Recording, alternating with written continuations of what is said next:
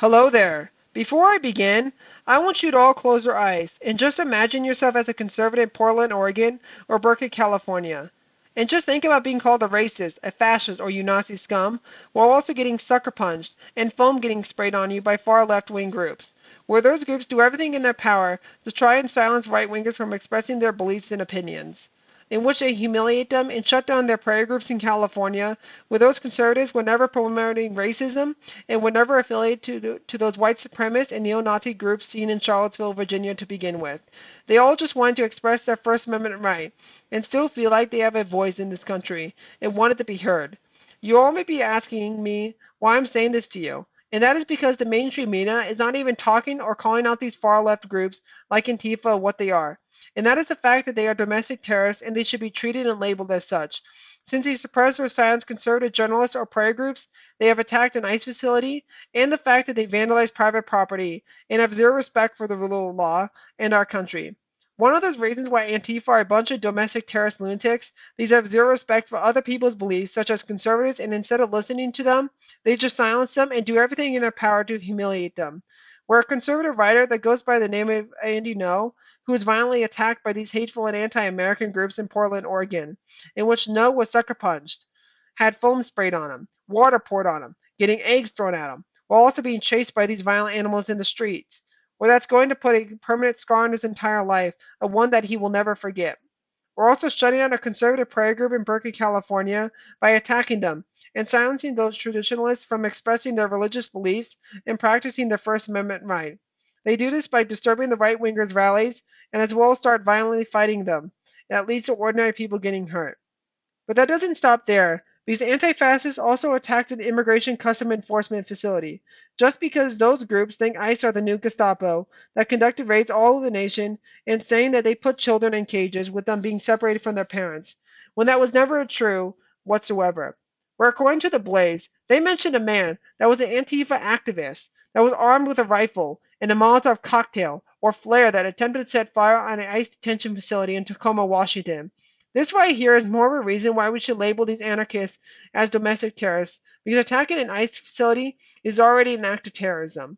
But most importantly, it is an attack on our federal government, the rule of law, and the men and women in uniform that keep us safe every day.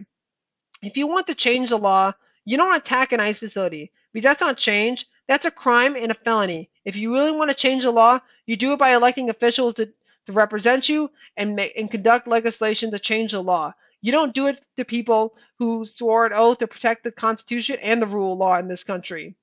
If you're not convinced yet, there's even more evidence to convince you, because they also vandalized private property as well. They did this in Berkeley, California, where they turned absolutely violent at UC Berkeley, in which they started a fire on the campus and shattered glass on one of the campus buildings, while also shooting firecrackers at the police officers in riot gear. They as well ran down the streets in Berkeley, California, beating up law-abiding people and vandalizing business buildings as well. That has nothing to do with fighting against fascism.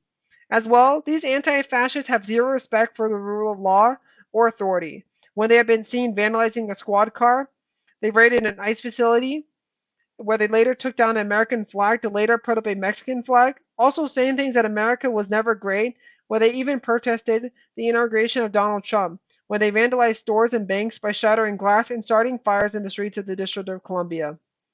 But most importantly, you guys, Antifa, the things they do in this country, where they claim they are fighting and resisting against fascism, when it's all a lie, when they beat up conservative writers in Portland, Oregon, shut down and silence a conservative prayer group that has nothing to do with fascism, or when they violently start fires on a college campus or even vandalize buildings. But most importantly, trying to set fire to an ICE detention facility is more of a reason why we should label these anarchists as the domestic terrorists they are. But let's right now send a message to this group that your days of spreading your anti-American message, the days where you try to set fire to an immigration custom enforcement facility, the day where you silence a conservative prayer group, or even violently attack a right-winger writer in Portland, Oregon, and even vandalize people's private property is now over. Your group will face justice for the crimes you committed in this country.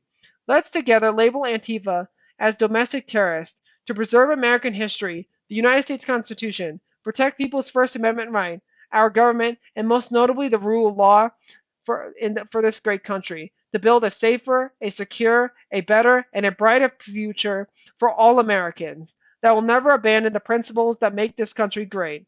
Thank you.